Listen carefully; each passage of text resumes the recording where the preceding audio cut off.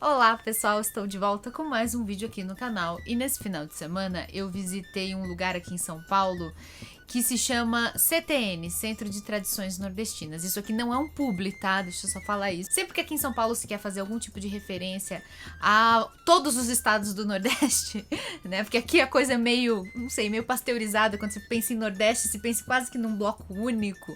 E aí os repórteres costumam ir a esse lugar que se chama Centro de Tradições Nordestinas, que fica na freguesia do Ó. E depois de muitas vezes ver esse lugar na televisão, eu resolvi fazer uma visita nesse último sábado. E recomendo pra todo mundo, é muito legal, eu comi muito bem, eu comprei várias coisinhas, vários docinhos, várias coisinhas que enfim, eu não encontro com facilidade por aqui. Enfim, despertou em mim um monte de gatilhos, essa que é a verdade. Eu fui pra lá e eu fiquei com vontade de viajar, fiquei com muita vontade de voltar ao Nordeste, de voltar a viajar de maneira geral. Pense que no começo de 2020, no ano da pandemia, eu tinha sido procurada pelo Sesc de Salvador para participar de um dos eventos que ia ter na Festa Literária do Pelourinho, ou seja, eu tava convidada, eu ia para Salvador pela primeira vez, eu nunca fui à Bahia, diferentemente do Zé Carioca, do Pato Donald, eu nunca fui à Bahia, eu tava muito feliz, mas aí veio a pandemia e tudo foi por água abaixo, então pessoal do Sesc de Salvador, se vocês estiverem me assistindo agora e quiserem renovar o convite, eu tô aceitando, tá? Pensando em tudo isso, nessa minha vontadezinha de sentir um gostinho do Nordeste de novo, eu andei pensando aqui e cheguei à conclusão de que a região do Nordeste é a que tem a maior concentração de literatura boa por metro quadrado nesse país. Eu me explico e eu não quero que ninguém de outras regiões fique bravo comigo, tá? Por favor, gaúchos, eu também gosto muito do Érico Veríssimo, mineiros eu adoro, Guimarães Rosa, e nem preciso falar, carioca, se acalmem, o maior escritor de todos os tempos no Brasil é Machado de Assis, eu também reconheço isso. E também, óbvio, né, eu tenho puxado uma sardinha enorme pra minha grande queridinha, meu amor, minha grande escritora predileta de todos os tempos, que é a Lígia Fagundes Telles, que é daqui da cidade de São Paulo, como eu. Eu já sei de tudo isso, tem literatura boa no nosso país, assim, pra dar e vender. Mas, na região do Nordeste, tem uma concentração muito maior que ajudaram a gente a pensar sempre nessa região do Brasil como mágica, como magnética, como sensual, como problemática, enfim, acho que é a região do Brasil que tem mais personalidade, tanto pro bem quanto pro mal, e eu acho que isso muito se deve aos produtores de cultura que vieram e continuam produzindo literatura sobre o Nordeste. Então, pensando em tudo isso, eu resolvi elaborar aqui 5 provas de que a melhor literatura do Brasil vem do Nordeste.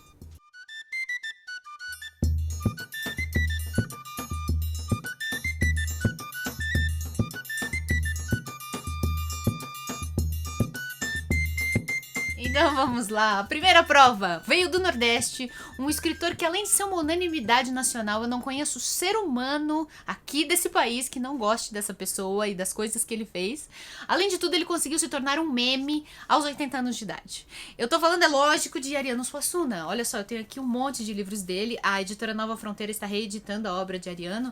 Então, assim, nesses menorzinhos, ó, nesses livros menores, a gente tem as obras teatrais. E maiores aqui a gente tem romances. Eu nem tenho o maior romance dele em termos de tamanho mesmo, que é o Romance da Pedra do Reino. Eu não tenho essa edição. Mas Ariano, eu já li vários trabalhos dele, pro teatro principalmente, já fiz resenha aqui pra vocês. Eu já assisti a montagens, é delicioso. Não conheço quem não seja apaixonado pelo Alto da Compadecida, que é mais conhecido pela versão do cinema, mistura algumas tramas de outros trabalhos, como O Casamento Suspeitoso, por exemplo, O Santo e a Porca. Aquela versão do cinema mistura enredos de outras peças. Enfim, ele é praticamente uma unanimidade, é uma pessoa muito querida. Aquilo que ele produziu é maravilhoso, sempre faz sucesso. E ele se tornou um palestrante que, não acho que nem foi intencional, mas no final da vida ele fazia palestras pelo Brasil inteiro.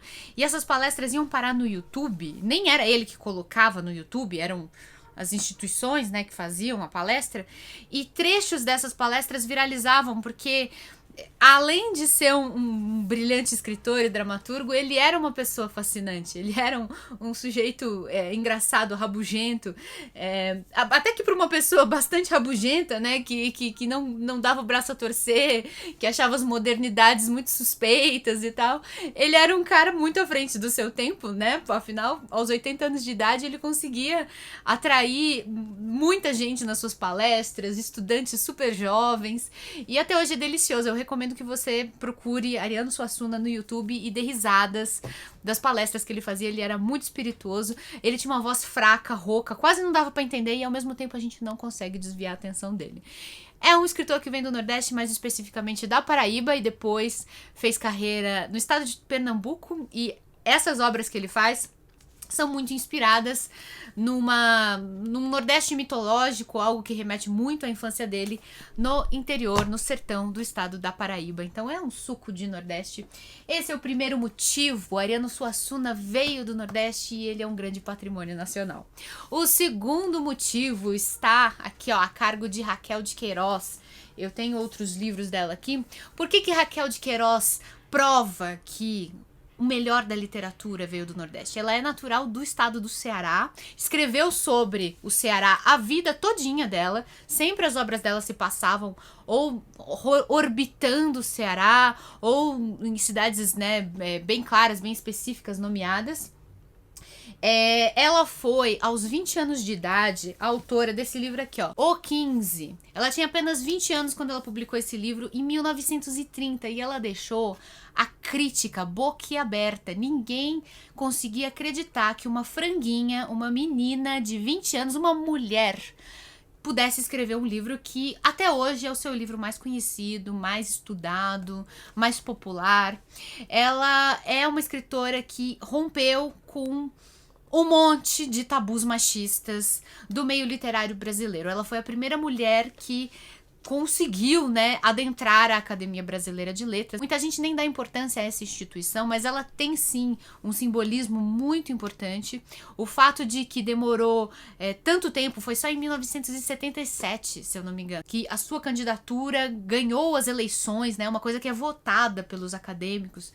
O fato dela ter conseguido romper essa barreira também é muito importante, mostra que outras mulheres depois entrariam na Academia Brasileira de Letras, mulheres de outros estados também, mas o fato de Raquel de Queiroz ter sido uma pioneira nesse sentido e o fato dela vir do Ceará, eu acho que é bastante significativo. Ela teve, veja só, ela não teve, né, uma biografia impecável, há muitos pontos em que se pode criticá-la, como acontece, aliás, com qualquer ser humano. Ela, por exemplo, foi favorável à ditadura militar e sobre isso a gente tem que fazer as devidas críticas. Mas mesmo assim, Raquel de Queiroz é uma mulher admirável. Desculpa, eu não vou cancelar a mulher por causa disso. Eu acho que ela é sensacional. Agora, a terceira prova. E você vê que eu tô vindo aqui já com um monte de livro na mão. Eu quero arrasar vocês, eu quero provar que esses escritores são muito produtivos e que contribuíram demais com a literatura nacional. A terceira prova de que o melhor da literatura vem do Nordeste está aqui nestes dois nominhos aqui, ó. Graciliano Ramos.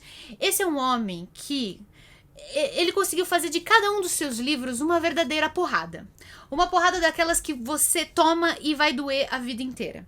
Quem já leu Vidas Secas, por exemplo, sabe do que eu tô falando. Esse é um livro menos conhecido, ó, eu fiz uma resenha aqui recentemente. Ele fala sobre a Proclamação da República. São Bernardo é um livro maravilhoso, assim, um livro potente, um livro porrado. Eu tenho aqui mais uma versão de Vidas Secas. Enfim, Graciliano, olha, angústia. Eu não consigo até hoje me livrar do retrogosto amargo que eu sinto subindo pelo parte de baixo assim da minha garganta de quando eu li Angústia. Esse foi um dos livros mais fortes que eu li na minha vida, uma coisa impressionante. O narrador de Graciliano é muito inigualável, né? São quase sempre homens atormentados, homens que não sabem lidar com sentimentos, homens que não sabem expor as suas fraquezas, os seus preconceitos, enfim. Graciliano é um dos maiores escritores da língua portuguesa, eu digo isso com tranquilidade, e ele veio do estado do Alagoas. Ele muito bem representa o estado do Alagoas em suas obras, né? Embora ele tenha tido, como quase todos os escritores, muitas passagens por outros lugares do Brasil, principalmente o Rio de Janeiro, ele nunca perdeu a a sua origem, né?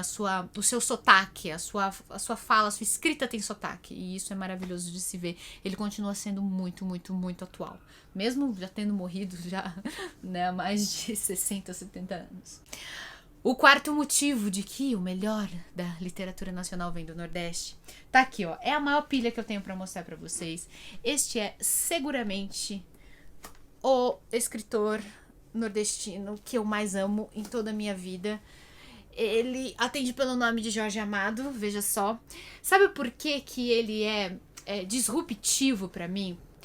Porque Jorge Amado foi o responsável, deixa eu colocar essa pilha aqui de novo. Ele foi o responsável por demolir um preconceito que eu aprendi desde a minha infância. E aqui eu vou ser obrigada a me expor e talvez expor todos os paulistanos, que é o preconceito contra nordestinos. Eu cresci aprendendo que tudo que vinha do Nordeste era pobre. Eu tô falando sério, gente. São coisas que eu aprendi na minha casa. E não porque a minha família fosse, né, especial, mas eu aprendi isso na escola. Eu aprendi isso na vida. Eu aprendi que o Nordeste era pobre, tosco, perigoso, feio, burro. Quando a gente queria zoar um amiguinho na escola, dizendo que ele era feio, que ele era brega, que ele não sabia se vestir, ou que ele tinha feito alguma coisa ridícula, a gente dizia que ele era baiano, que ele tinha feito uma baianada. Isso é muito, muito forte aqui em São Paulo. Quem fala que não tá mentindo. Existe uma xenofobia tremenda.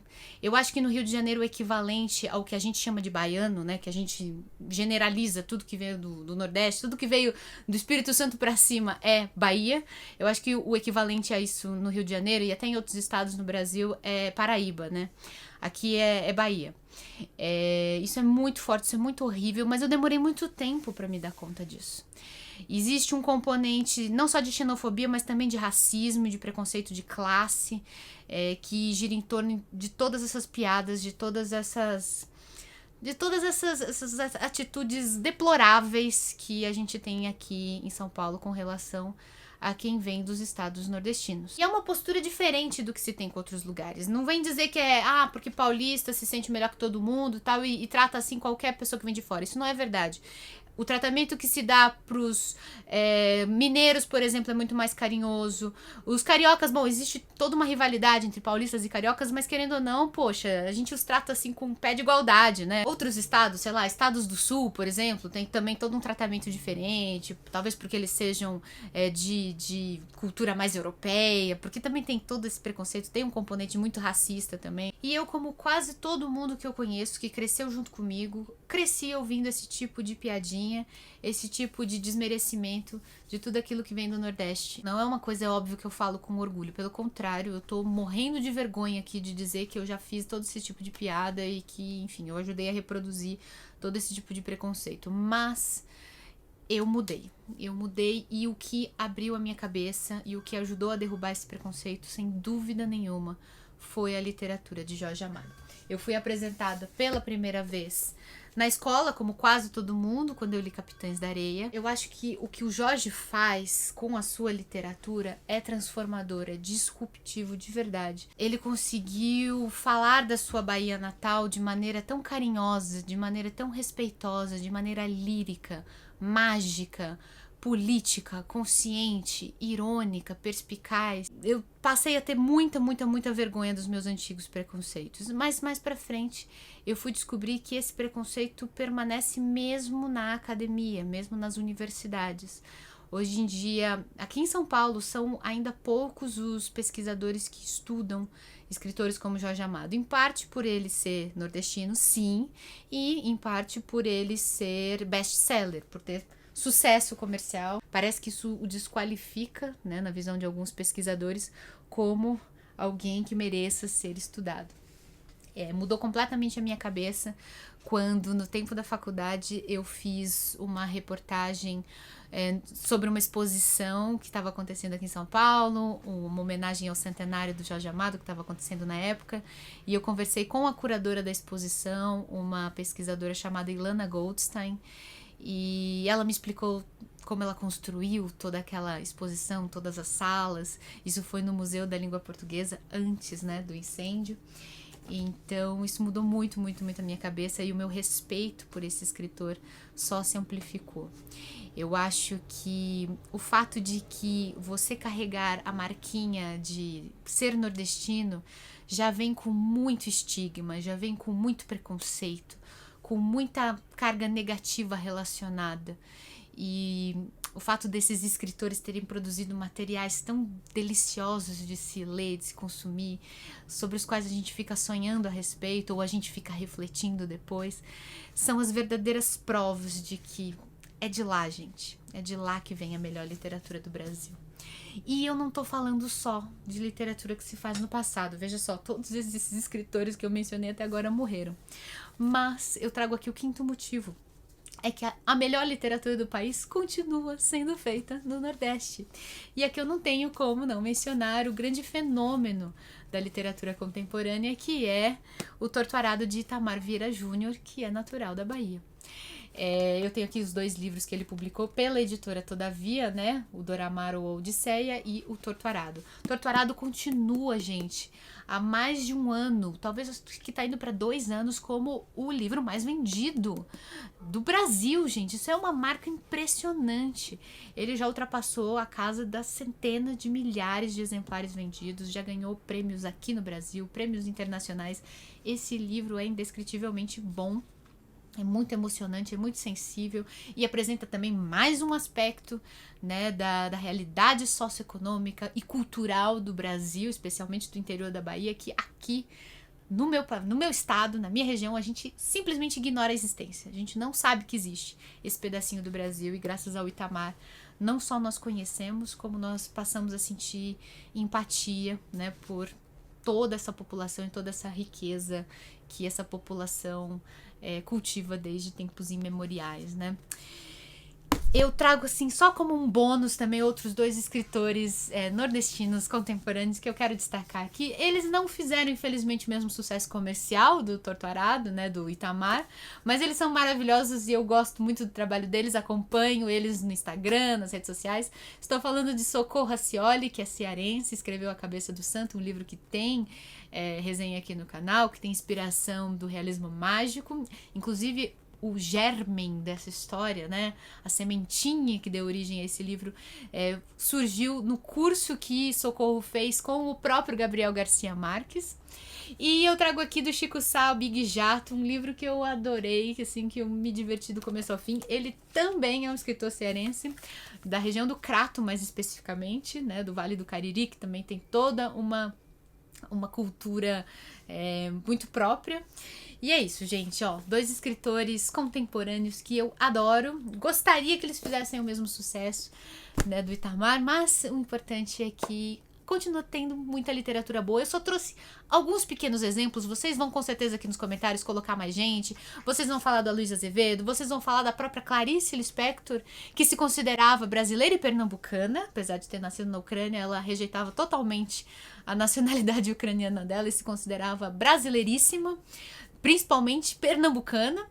E, enfim, vocês vão falar de muitos outros autores, João Cabral de Melo Neto, José Lins do Rego, enfim, é impossível eu falar de tudo aqui. E tudo isso, é óbvio, toda essa lista foi só um pretexto que eu arrumei para homenagear essa região do Brasil, que eu admiro pra caramba, que eu aprendi a gostar, na verdade, e que hoje me traz tanto deleite como leitora. Eu só quero aqui compartilhar com vocês toda essa maravilha que esses escritores causaram em mim. Um beijo a todos, eu vou deixar todas essas indicações de leitura, esses escritores, vou fazer a melhor curadoria possível desses livros e deixar aqui embaixo na descrição, se você quiser comprar algum desses livros, você pode comprar usando os links que eu deixo aqui embaixo, assim você ajuda o canal. E também você pode se tornar um padrinho ou uma madrinha aqui do canal e assim ajudar esse canal mensalmente. Um beijo a todos, a gente se vê no próximo vídeo. Até mais!